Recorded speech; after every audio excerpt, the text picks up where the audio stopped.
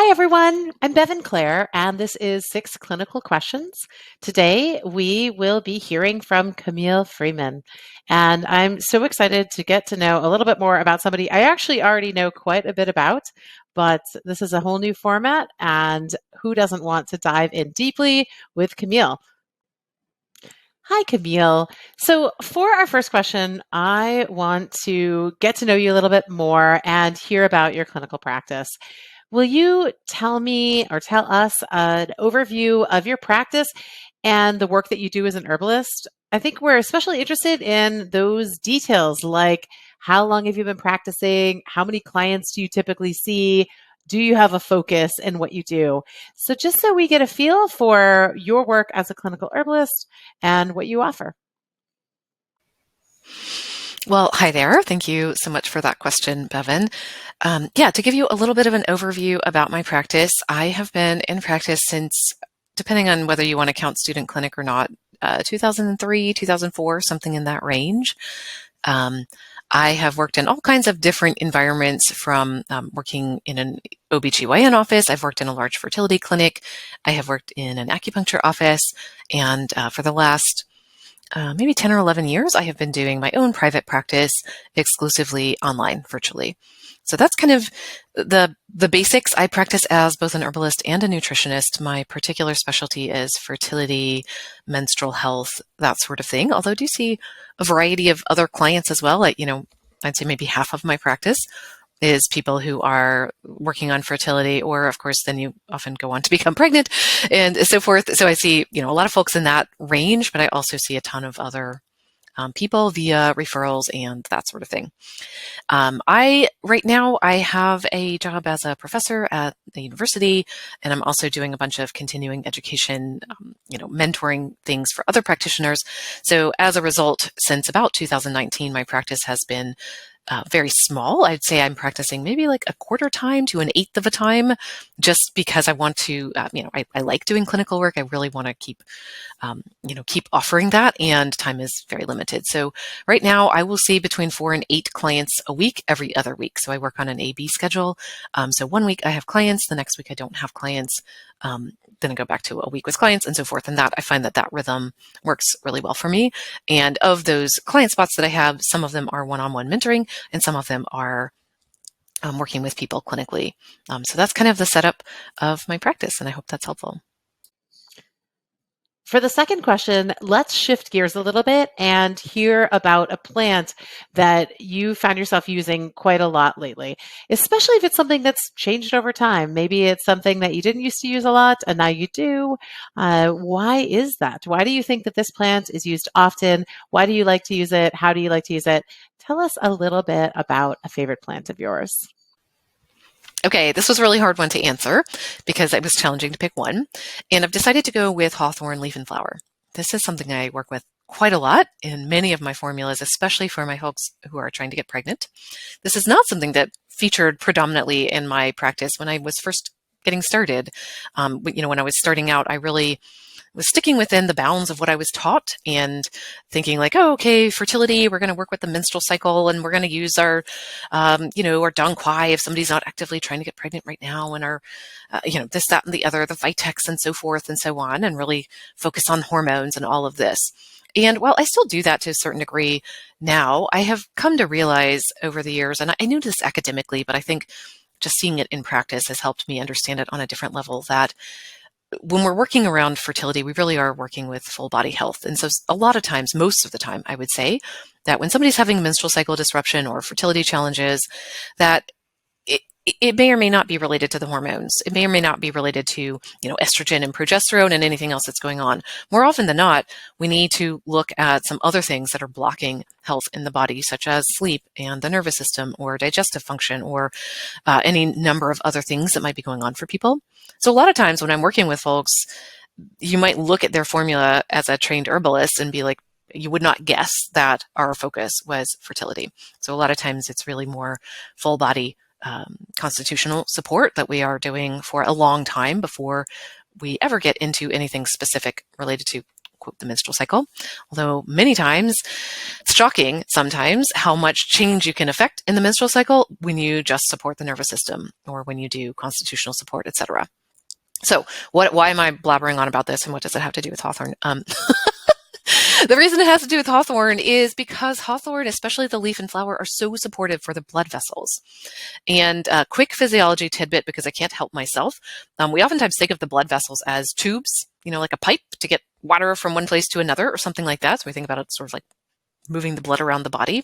And yes, to a certain extent, the blood vessels are doing that. But unlike pipes, they are responsive to what's happening both in the blood and in the tissue that they're flowing through.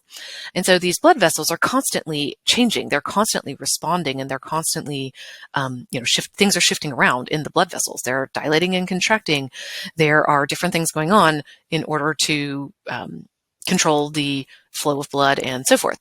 So anytime we want to do any kind of healing, we need to think about the circulation, right? Because in order to do healing in any tissue, we need the blood to bring oxygen and other nutrients for the possibility of healing. And then we also need to remove waste. So the blood vessels are absolutely critical for any type of restorative or healing work. And many times the blood vessels are struggling a lot.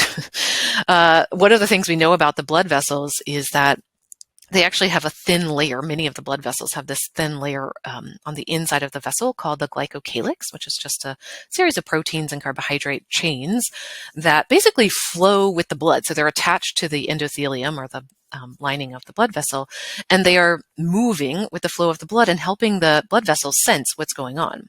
So when you have, constriction of the blood, when you have lots of sodium or lots of sugar, that can influence the glycocalyx, which then helps the endothelium say, okay, should we contract? Should we dilate?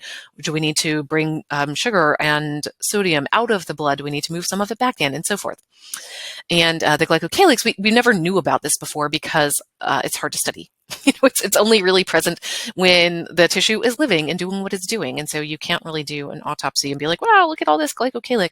So it's a really challenging portion of the body to study, but we do know it's there. And there's actually some evidence.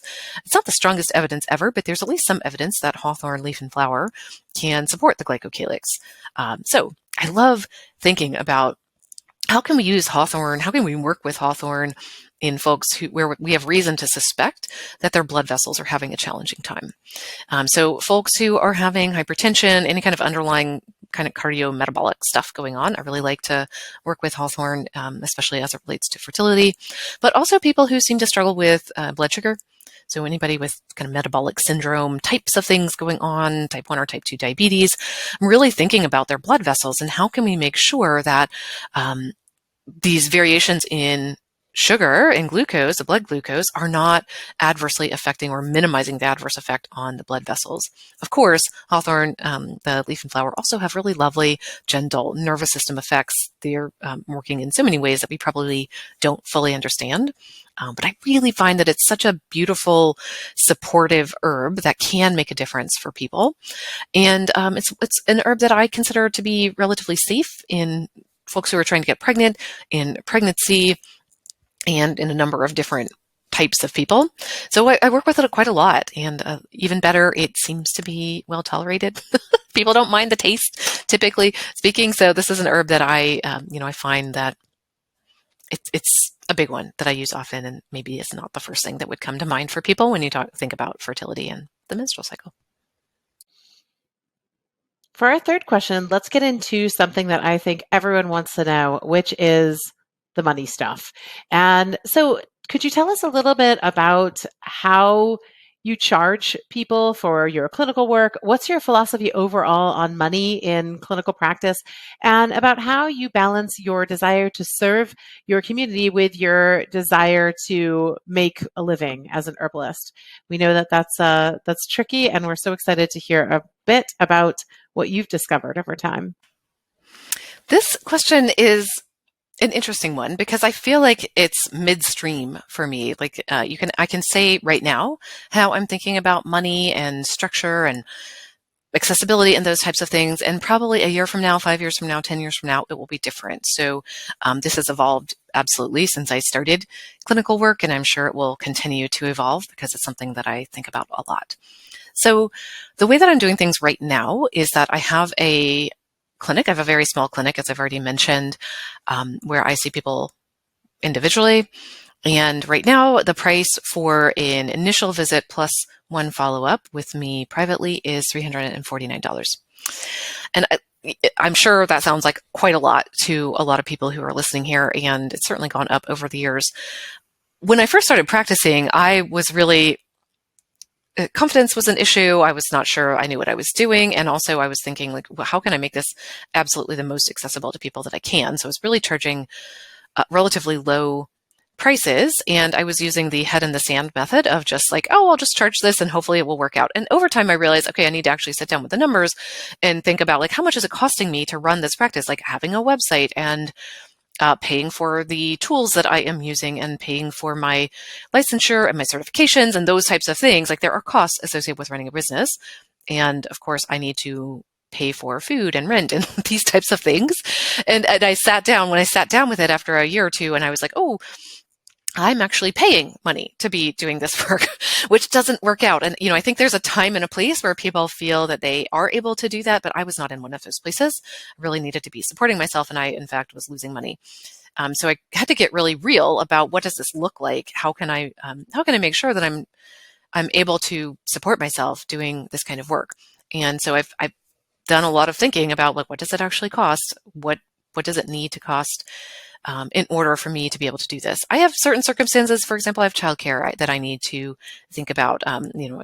Anyway, there's lots of factors that may vary for me versus somebody else. So I'm not saying this is the right number for everybody, but for me, this is where I need to be in order to be able to do this work and to feel good about it.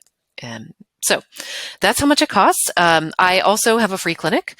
It's on hold right now because of some personal circumstances, but hopefully I'm getting it back up and running soon. And the way the free clinic works is it's no questions asked. It's just free. I usually do that once a month. And people work with me in a team of other practitioners, and up to 3 visits free of charge. And we do whatever kind of work people need. The herbs are not included, although we do work with people sometimes on very, very tight budgets, and, things like grocery store herbalism, and, what can we do with some ginger and some cinnamon and whatever else. So we can absolutely make that work.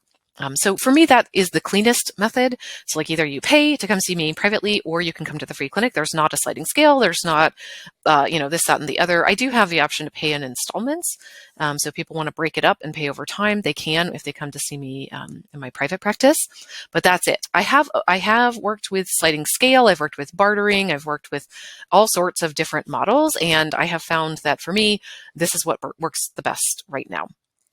So that's where I am. And, I've had to do a lot of thinking about what does it mean to make things accessible? What are other people already doing that I can support in order to increase accessibility at the global level, that it doesn't have to be like me individually making herbalism accessible to everybody, but what can I do at the collective level in order to ensure access, or to move toward access, while also meeting my own needs of, eating and having a roof over my head and these types of things. So that's kind of where I am on that right now.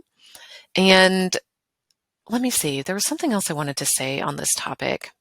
It's just a very complex one. And I think we feel sometimes a lot of guilt. There's this whole relationship between being a healer and being somebody who gives and who cares, and then also somebody who is asking for support in the form of getting paid for our work. And I think there's a lot of inner work to be done on that. And actually, I have it right here. This isn't on purpose, but this book right here, Radical Healership by Laura May Northrup, is a really great book. If you're struggling with this, I highly recommend it, to just like wrap your head around some of the inner issues that go along with money and access and being a healer and doing our work in a capitalistic world, which is not where most of us want to be, but it is where we are. So that's kind of how I think of it, and I'm sure things will change over time.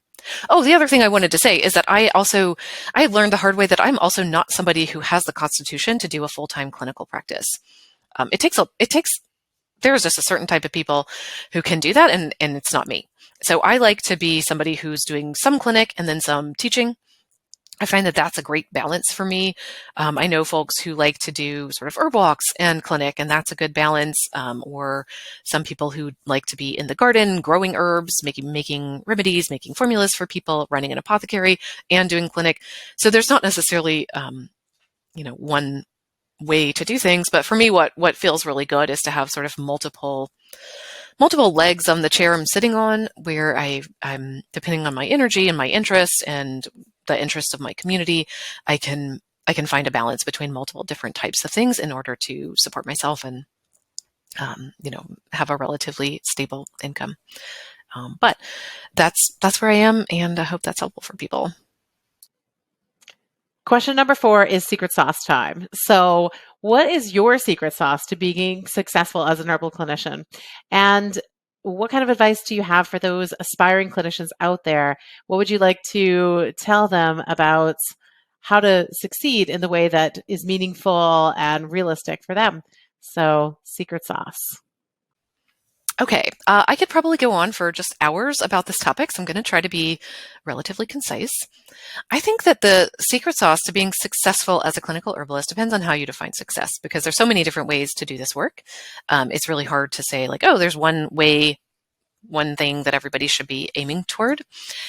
What I do know helps with success, if you are defining success as being able to support yourself doing this work, or being able to support your community and be visible enough to be known in your community for this work in a way that people come to you, and however you want to define community. I think the secret sauce is to continue to show up even when things are hard. That is, I'm always telling people, this is one of the only unifying factors I have seen in people who continue to do this work even after 5, 10, 15 years. You look back at all the people who started and then the people who are still doing it 5, 10 or more years later, there's not one particular thing that makes people able to do that, other than that they just kept going. And part of that, it sounds so trite in some ways. It sounds so easy, like, oh, just keep doing it, this rah-rah cheerleader thing. But in reality, it's incredibly hard to do that, because there's so many times, especially in the beginning, when you feel like nothing is working, nothing is helping, nobody knows what you're doing, nobody knows what an herbalist is. It's hard to find your people. You gave a class and nobody came, or you did an herb walk and there was only 2 people there and one of them was really annoying and neither of them wanted to come and work with you, and you're not totally sure who your people are, and the doctor doesn't want to meet with you because they don't believe in herbs. There's so many things that happen along the way where it's discouraging and you feel alone and you feel like everybody else knows what they're doing and you don't, and you're not outgoing. And, there's all these things, these stories we tell ourselves, and the reasons that maybe I should do something else. Maybe I should go back and get another degree. Maybe I should get this other training or take this class on social media or whatever, and then I'll know how to do it. And in reality, you can absolutely get advice and support and mentorship and all these, there's lots of inputs and things you can do to bolster yourself. But in reality, when you are in practice, especially when you're in practice by yourself and it's a solo practice, it's just you, and you're the one who knows. You're the one who needs to take into consideration what's happening and just keep trying things. You need to iterate, and sometimes things aren't going to work, and that's the hardest part, is where you've tried something, you've put yourself out there, and it's just absolutely crickets. Or you're like, oh, I just don't know what to do. It's trusting in yourself and being open to, okay, what is something else I can try? How can I get creative? How can I get back in the saddle and just keep going? Because my intention here is to serve people. My intention is to do this work because I know how much good it can do for people. And I know there's people who want this type of healing. So I think that's really the secret sauce, is just like that little kernel of belief that you can do it, and then trusting yourself to know how to do it, even when it's not necessarily the right way, or it's not the same way everybody else has done it. Is that you just want to know that there isn't a right way, that everybody out there who you see that looks like, of course, this is what they did, they're following their own path, and you follow your own path. So it may overlap, it may go parallel to somebody else's, but a lot of the times you're going to need to take a little bit of a turn and do your own thing. And that's really, really hard. It's sort of like a leadership. It's a matter of leadership. It's a matter of trust. It's a matter of confidence. It's a matter of vision. There's so much inner work that goes into this that you would not even believe. You can't really understand it until you go through it. And just as a side note, I tell people that a lot of times that embarking on running your own practice or any kind of business really, but your clinical practice in particular, it's kind of like parenting in some ways. And if you are not a parent, you can probably envision this, but you're pregnant, or maybe you're going through an adoption process, and there comes a moment when you have this very small infant, and then all of the professionals leave, and you're like, oh, you're just you're just leaving me here with this small being, and I'm in charge of it. And you think you know what's going to happen, and there's just so many things that you don't know, and somehow you do it. That is kind of what running your business is like. You just have no idea until you do it. All of the challenges and the ups and the downs. It's not all these like beautiful pictures that you see on Instagram. There's so many moments where you're covered in vomit and, lying on the floor of the bathroom with this shrieking being at 2 a.m. and thinking like, what is going on here? There's lots of moments like that in your business as well. And so again, it's like nobody has the answer. Sometimes you just have to kind of like keep going and put one foot in for the other, and somehow it works out. But it's just like the wherewithal to keep going. Obviously, in parenting, you don't usually have a choice, but in your practice, a lot of times you do have a choice. And you could be like, you know what, this is really hard, and I think I'm going to put it aside, or I'm going to do something else. I'm going to distract myself, and that's when people sort of fall off a little bit. And that's when it's a good time to be surrounded by other people doing this work who can be like, oh, yes, it's very hard. Let's, keep going. You've got this. So anyway, I'm not sure that was a super enlightening or uplifting secret sauce, but I'm pretty sure that's the best I can do here. Okay, so it is question 5 time. And question 5, we're going to go back to the plants. This time, I want to hear a little bit about a time when herbs surprised you in your clinical work. We know that herbs can be unique and varied. They can offer so many things. So what have they done that's made you go, wow? All right, so this is the first thing that came to mind when the question was asked about what is a time that herbs surprised me. I can actually think of a lot of times that herbs have pleasantly surprised me, and this is the opposite, not that. This is something that happened when I was first practicing. So I want to say maybe 2004, 2005, but I've never forgotten it. So, that goes to show. I was working at the OBGYN office at this time, and I had a lot of clients in various stages of their life. I had, in particular, this client was a woman in perimenopause. She came in and, she was having a whole lot of digestive things going on. And so I was thinking, okay, she seemed very conservative in the sense of being very wary of herbs or really anything kind of integrative or woo-woo. So I wanted to go with something that was very gentle, very straightforward, nothing too wild and wacky.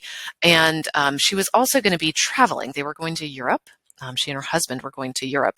And so I was like, okay, well, I really just want her to have, some bitters, want her to have, we're just going to start very gently working on the digestive system. And I was like, okay, I think we will go with some dandelion. We're going to go with dandelion root. I had her a tincture, but then I also was like, you know what, when you're traveling to Europe, I think it would be better if you took some capsules because, tincture, that's just going to be a little bit of challenge to travel with. So she started out on a tincture. I forget what else was in there, but it was mainly bitters, dandelion, gentle, not super bitter bitters, maybe had some other stuff in there. And then I had a dandelion root based capsule for her to take.